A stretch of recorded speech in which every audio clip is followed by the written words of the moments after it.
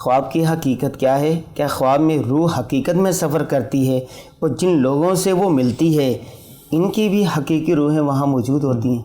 خواب کی حقیقت یہ ہے کہ خواب کہتے ہیں خیالات کو. خیالات انسان کو جاگتے میں بھی آتے ہیں. یہی خیالات اگر دل پر وارد ہوں سوتے میں نیند کی حالت میں وہ خواب ہے.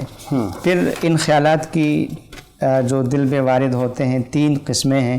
ایک قسم تو رؤیا صالحہ ہے، یعنی سچے خواب. سچے خواب جو اللہ تعالیٰ کی طرف سے دل پر القاء ہوتے ہیں کسی کو، جو وہ دیکھے یا اس کے لیے کوئی دیکھے، اس میں اس کے لیے یا خوشخبری ہوتی ہے یا اس کے لیے کوئی تنبیہ ہوتی ہے. اور دوسری قسم یہ سچے خواب ہوتے ہیں.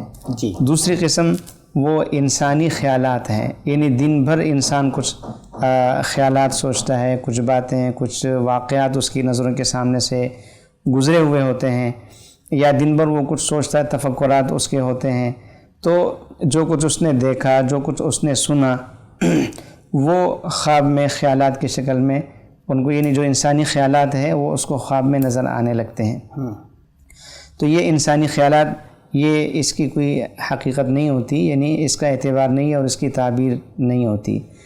تیسری قسم وہ ہے شیطانی توہمات اور شیطانی وساوس. اس کا مطلب یہ ہے کہ انسان کے دل پر شیطان اپنے وسوسے ڈالتا ہے اور اس کو بہکاتا ہے. وہ کچھ ایسے مناظر، ایسے واقعات، حالات سے گزرتا ہے جو مناسب نہیں ہوتی. تو یہ 3 قسمیں ہیں. ان میں پہلی قسم جو رؤیا صالحہ ہے وہ تو سچے خواب ہیں، اور باقی جو ہیں ان کا کوئی اعتبار نہیں ہوتا اور اس کی تعبیر نہیں ہوتی ہے. تو خلاصہ یہ ہوا کہ خواب کی حقیقت خیالات ہیں جو اللہ تعالیٰ دل پر پیدا فرماتے ہیں.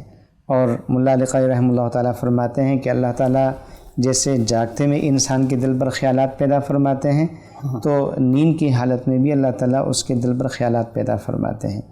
اور اس میں آگے جو انہوں نے یہ بات پوچھی ہے کہ لوگوں سے ملاقاتیں ہوتی ہیں، کچھ لوگ دنیا سے جا چکے ہوتے ہیں، ان سے ملاقات ہو جاتی ہے. تو یہ آیا سچی میں ملاقات ہوئی یا ویسے ہی ایک خواب ہی ہے بس؟ تو اس کے بارے میں یہ یاد رکھنا چاہیے کہ ایک ہے عالم دنیا اور ایک ہے عالم آخرت. ایک اس کے بیچ میں ایک عالم ہے جس کو عالم مثال کہا جاتا ہے. تو خواب جو ہے یہ بھی عالم مثال ہی کی ایک قسم ہے، اور اس میں جو ملاقات روحوں سے، لوگوں سے ہوتی ہے وہ مثالی شکلیں ہوتی ہیں، ان سے ہوتی ہے. اس کا یہ مطلب نہیں کہ سچ مچ میں انسان کا اس سے ملاقات ہوا.